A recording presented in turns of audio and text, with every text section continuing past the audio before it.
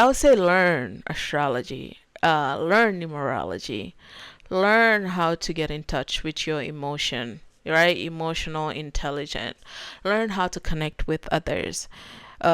These are skills that no one unfortunately would teach you but you. So it's time to step into your power and, work on it. It's simply time to wake up into your true authentic self, because once you get there, then you'll be able to find your soul tribe.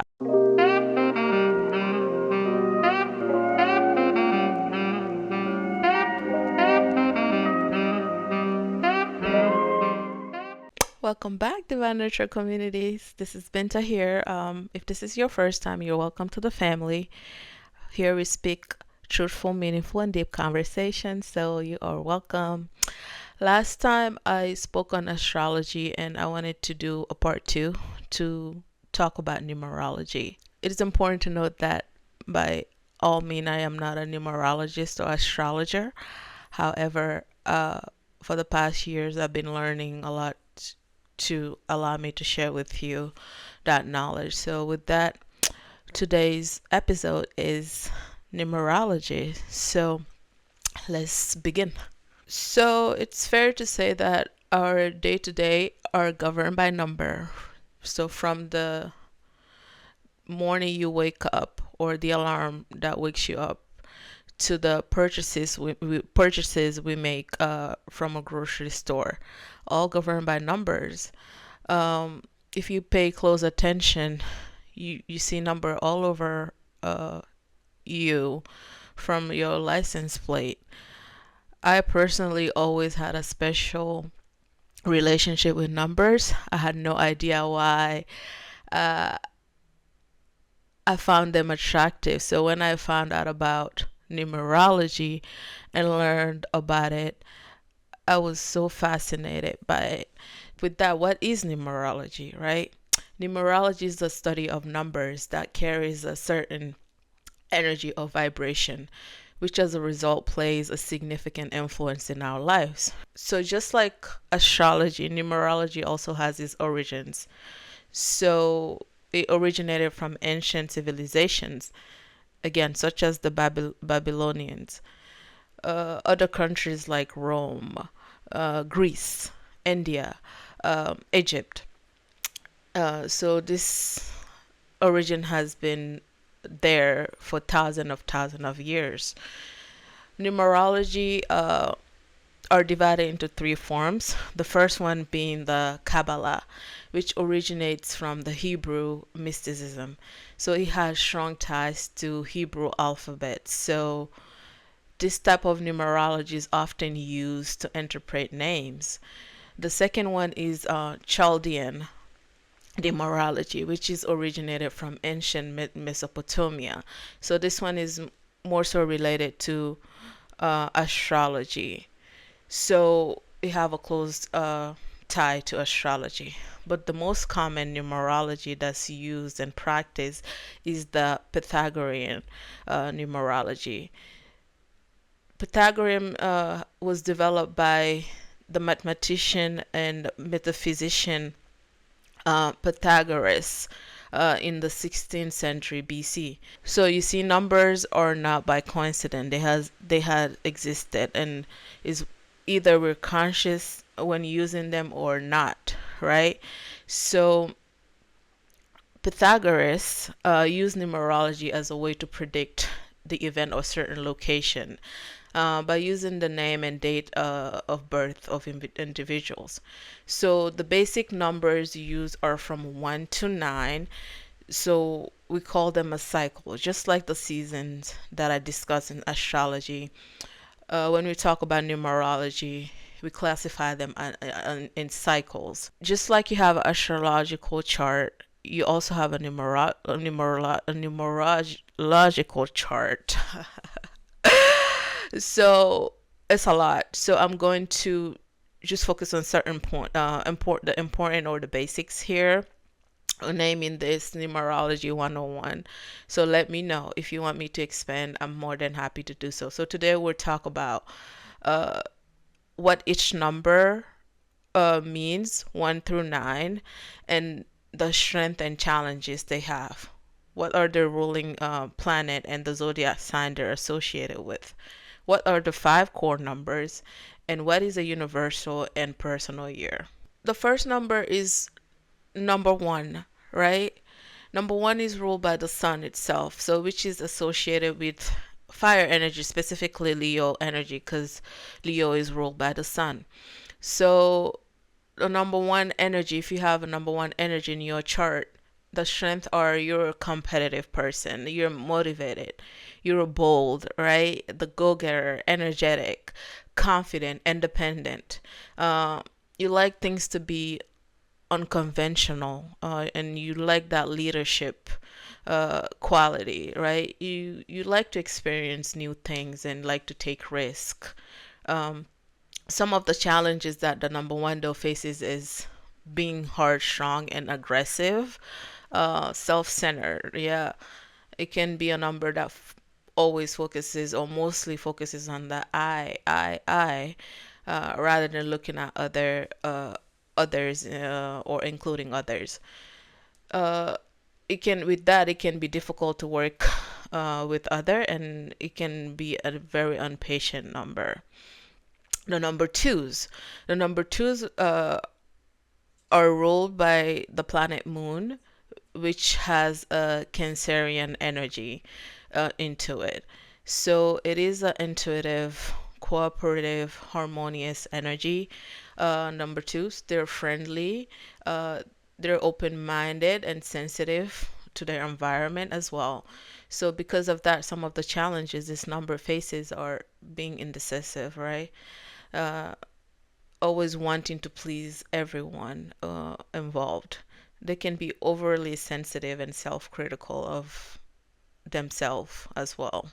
Number three is ruled by planet Jupiter, so giving the energy of Sagittarius, because Sagittarius is ruled by that, and also somewhat of a Piscean energies. So some of the strength of this number three is creativity. They like to play, they like to have fun, right? Optimistic, there's like a childlike energy into it, and they like to be social, be out there, extroverted energy.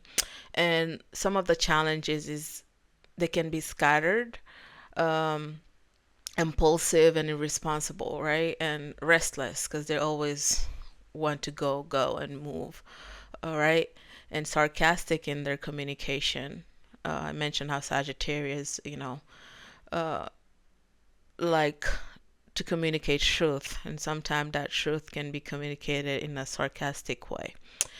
So number four is ruled by the planet Uranus. So this is associated with the Aquarius energy, uh, which is more of like a detached energy as well, and restricted. So their strength though are they're reliable, they're loyal, they like structure, logical, patient, and focused on what they do. Some of the challenges are they can be overly controlling, not necessarily of people, but of situations, because they want things to get done how they want it to get done, right? So with that, they can also be closed-minded and stubborn and too serious. Number five's energies. Number five is ruled by the planet Mercury, so this is associated with Gemini and Virgo energies. So some of their strengths are flexible, adaptability, uh, curiosity, witty, adventurous, and they're easygoing oftentimes, right? So the challenges are oftentimes this number is unbalanced, and can be overly indulgent on whether that's food or any other activities, right? It can be an irresponsible energy. It lacks commitment, as mentioned with the Gemini energy. Uh, Number six is ruled by the planet Venus, which is associated with Taurus and Libra. So this is a nurturing energy. It's compassionate. It wants pleasure. It wants kindness, harmony, always there for others. So because of that, they face challenges as being overprotective and sometimes interfere in other people's uh, businesses without feeling like they're doing so. Uh, and also they can experience stress and burnout, right? They have a hard time. Number six energies have a hard time saying no because, again, they want to make sure everybody's okay and pleased. Number seven is ruled by Neptune. This is Piscean energy. Solitude, like to be alone, you know, um, like to reflect by itself, spend time in nature. So their strength are this is the philosopher, spiritual being, right? They're analytical, logical, seeks wisdom, and they like their private life.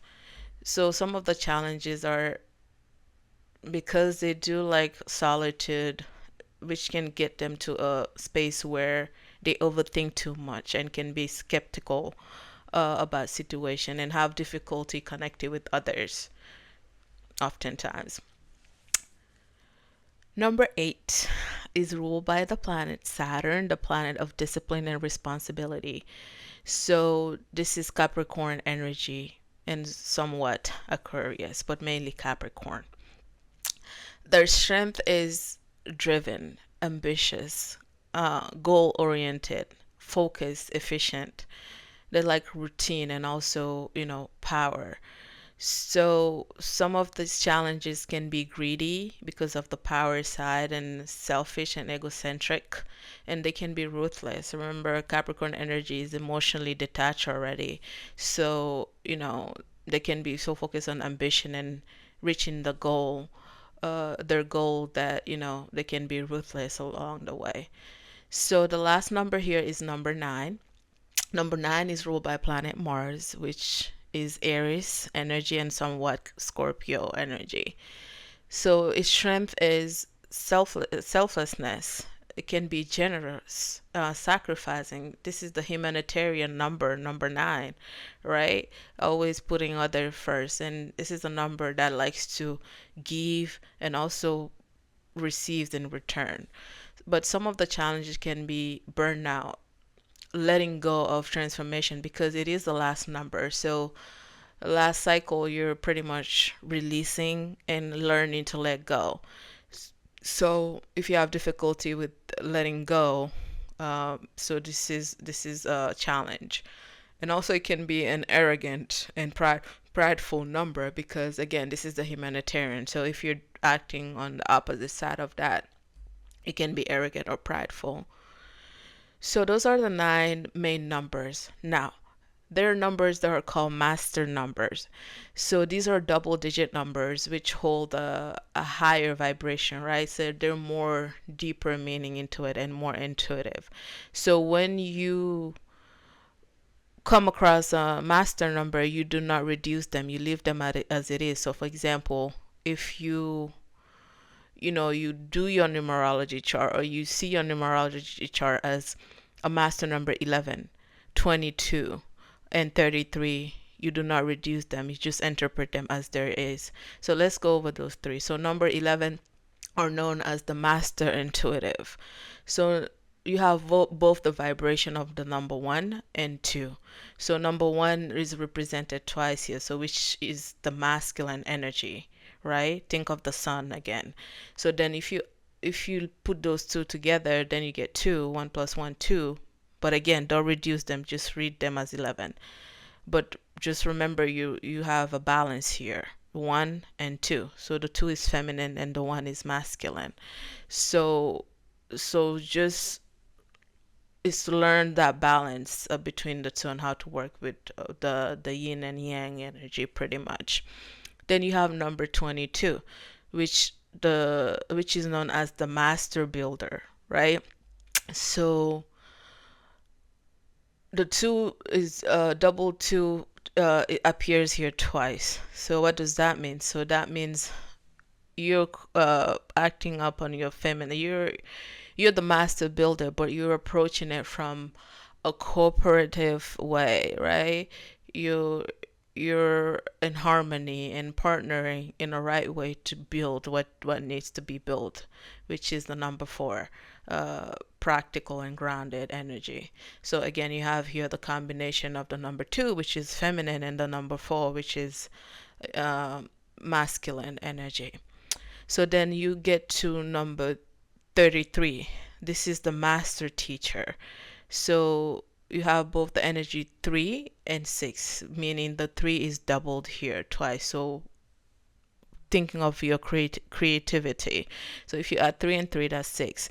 So taking into account to the number 6, which is ruled by Venus, right? You're a caring, responsible, loving person. So the master teacher is really someone who's teaching at a higher and deeper level by using their creative side, but also making sure they're doing it in a loving and responsible way to serve humanity as a whole. So those are the 3 master number. Now let's move on into the 5 core numbers. The first one be your life path number. Your life path is the path you are walking into this lifetime, right? This will include the opportunity, the experiences, the challenges that you face along the way. So you have a whole lifetime to master this number. So it is the most important number in your numerology chart. So how do you calculate this number? So let me give you an example here. Let's say your birthday is on August 12, 1994. So you'll add all the number and reduce them to one single digit, right? So let's say August is the 8th month of the year. So you do 8 plus your day of birth, which is 12. So 1 plus 2, that's 3. So you already have 8 plus 3. Then you take the year that you were born, 1994, and you add those numbers. So you get 23. So 2 plus 3, that's 5. So you're adding 8 plus 3 plus 5. Yes, we're back to math. So that's equal to 7. So if you calculate your whole birthday and it's a 7, so you are life path 7. So what is life path 7? So you're here to seek a spiritual life. You're here, you need solitude to achieve that life, right? You're an analytical thinker and a deep researcher. You're here to find answer to the question that you have, or find answer to your questions pretty much in this lifetime. And if you're patient enough, you achieve that. Then we have the second number is destiny, your destiny number, or also known as your expression number.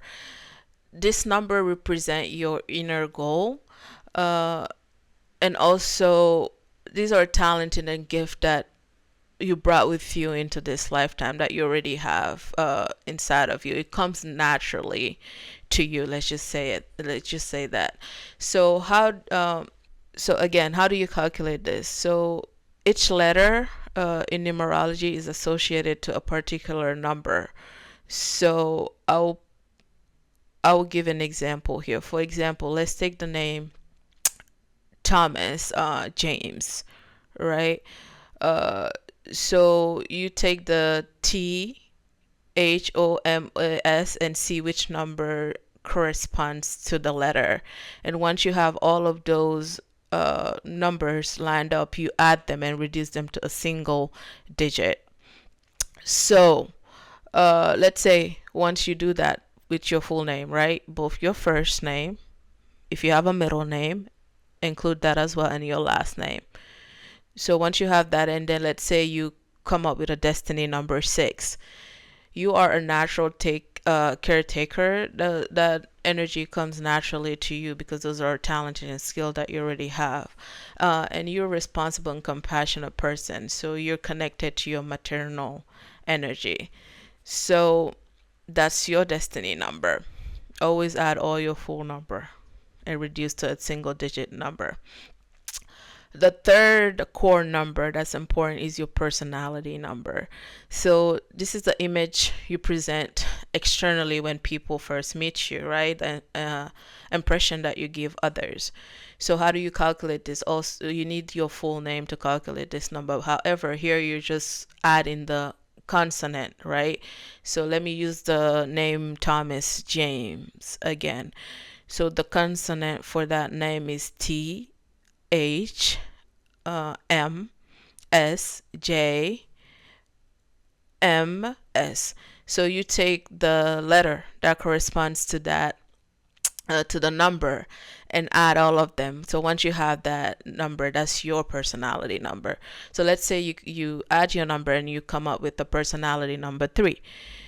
You're full of life, uplifting and charming person, right? When people see you, that's how they see you. You're extroverted, you're optimistic, and you can be the life of a party, right? Number 3 are ruled by Jupiter, so you're really out there and just want to have fun. So the next one is your soul urge number, also known as your heart desire number. This represents your inner craving, right? The parts that people don't see unless you share that with you share those parts with them. So how do you calculate this? You also need your full name, but however, this time you're just focusing on the vowels. So let me use the same example, Thomas James. So this time around, Thomas, you're just using the vowels. O, A from Thomas, and then James, A, E. Yes. So look at the number that corresponds to those letters and add all of them to a single digit number. So remember, if you come up with a master number such as 11, 22, 32, do not reduce them. Interpret them as it is. But if you calculate your number and you find out you have a soul urge number, number 4. Soul urge number 4 desires stability. They want to attain a life of stability, a practical life, a discipline. They don't like change. They want to know how things are and strive to work towards that goal and not like any surprises. The last number here on the core numbers are your birthday numbers. So this helps you understand who you are and where your talent lies. So it's simply your date of birth you're taking. So let's say your day of birth is the 8th or the 17th. You will add 1 plus 7, 8. Or your date of birth is the 26th. You take 2 plus 6 is 8. So all of those are birthday number 8s. So you are known to be a person who's goal oriented and business minded, right? You approach life in a realistic way. This is ruled by the planet Saturn. So you're ambitious, goal oriented, and you enjoy challenges to complete an assignment or project, right? So you like to focus on the goal and get there. So those are the 5 core numbers. Now,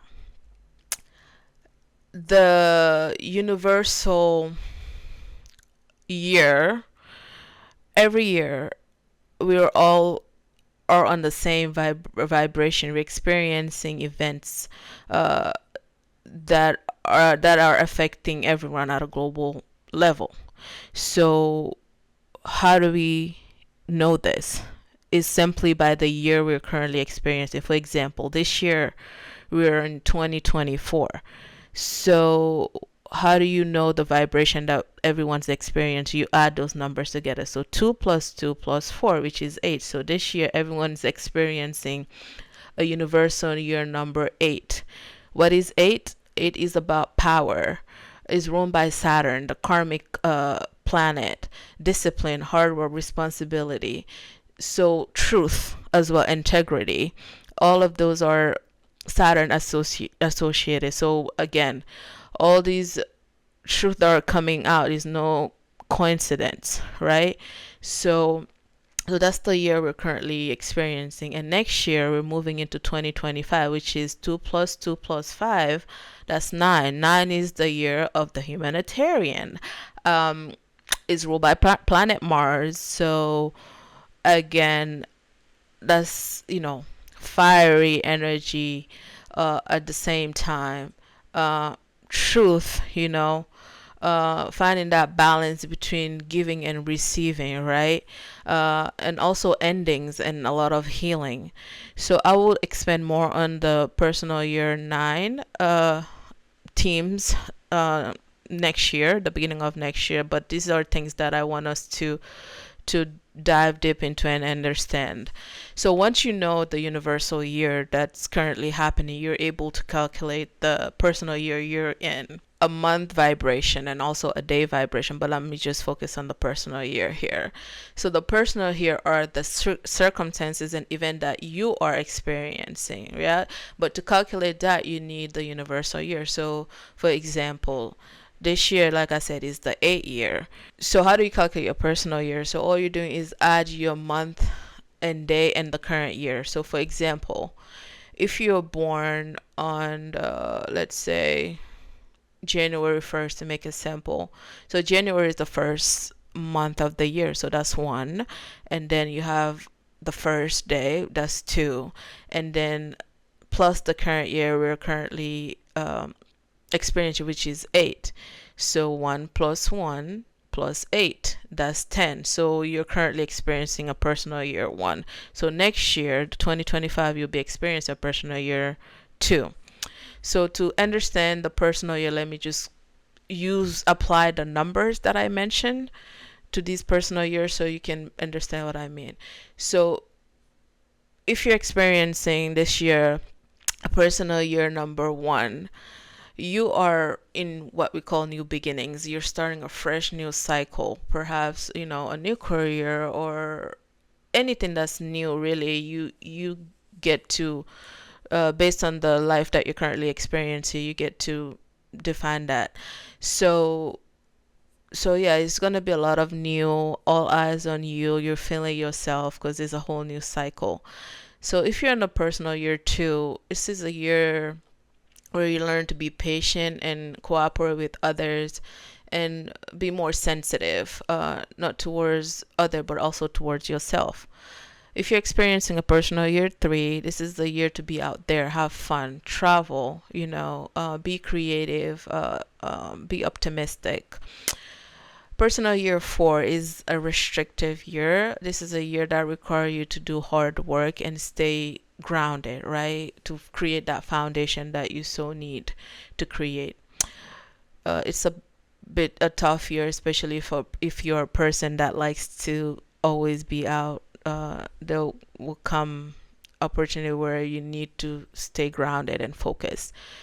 Personal year 5 is all about change and freedom and adventure. It's so hard to plan something on the personal year 5 because things are just changing unexpectedly. So it's just better to go with the flow. After all, it's ruled by the planet of Mercury.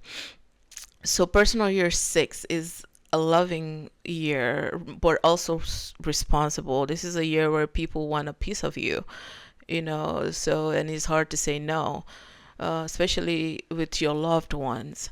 So brace yourself there, because then once you move on to personal year 7, you have time to yourself where you get time to spend in solitude, and analyze and be more introspective and seek spirituality if that's what you're into, and learn on your own, right?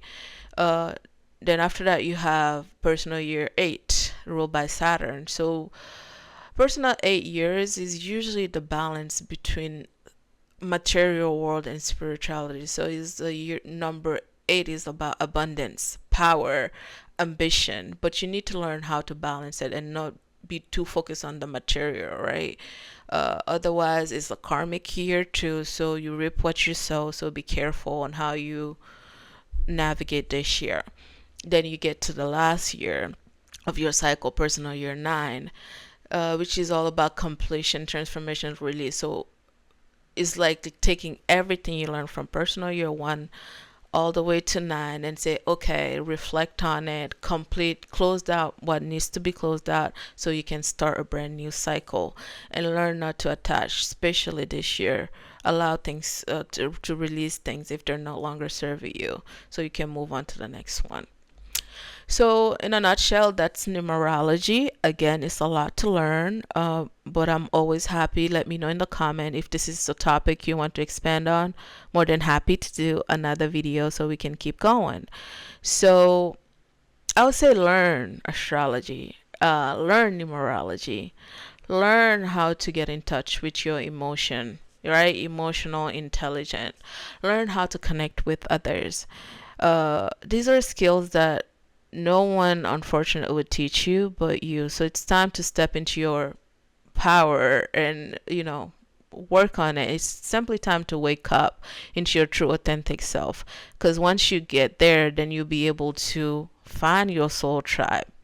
So let's continue to learn and grow together. So I would link a book by the name of David Phillips, the complete book of numerology, which I really love. Does a good job on explaining the different numbers and different aspect of numerology. So feel free to check that out under the description box. So with that, thank you so much for joining me today. It's always a pleasure. Share this with someone who might find it helpful. Let's help each other, right? Let's learn as a collective and let's grow. Mwah.